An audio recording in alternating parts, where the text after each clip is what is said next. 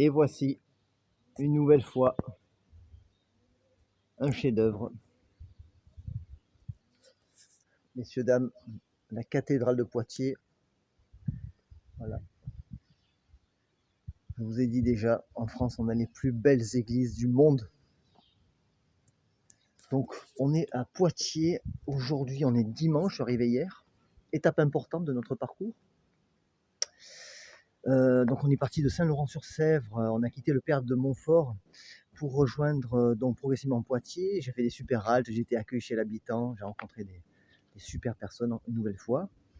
Hier soir, j'étais à la halte Jacquère de Poitiers, où pareil, j'ai fait de super rencontres. Et donc aujourd'hui, différents points à aborder sur Poitiers, qui est une étape importante. Premièrement, je ne manquerai pas de vous faire quelques petits clichés de la cathédrale à l'intérieur, qui doit être superbe, je n'ai pas encore visité. Ensuite, à côté, il y a une église particulière qui porte le nom d'une grande sainte de France. Il s'agit de Sainte Radegonde, 6e siècle, qui fut la reine de France.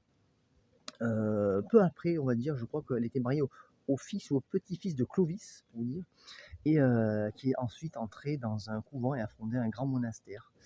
Et donc voilà, il y a son tombeau là, juste à côté, une des plus grandes scènes de France. Donc nous pourrons, j'irai me recueillir sur le tombeau et vous faire un petit reportage, sur Sainte Radegonde, sur une autre vidéo en aparté, je pense. Et ensuite, autre étape importante, nous sommes ici aussi pour parler d'une mystique pas française cette fois-ci, une mystique espagnole. Il s'agit de sœur Josefa Menéndez, qui a vécu au XXe siècle et qui est entrée au couvent à 29 ans, à 30 ans, qui est morte à 33 ans, et pendant les 3-4 années de sa vie au couvent, elle a reçu d'innombrables messages. Son œuvre s'appelle L'appel à l'amour, que je vous encourage à découvrir. Et donc, on va essayer de rencontrer et d'interviewer aujourd'hui le président de l'association des messagers du Sacré-Cœur pour parler plus en détail de la vie de sœur Josefa Menéndez et du message central du Christ à elle et à travers elle à chacun de nous. C'est toujours un message d'amour. Le bon Dieu nous encourage vraiment à coopérer à son œuvre de salut des âmes. Et donc voilà, on verra ça aujourd'hui.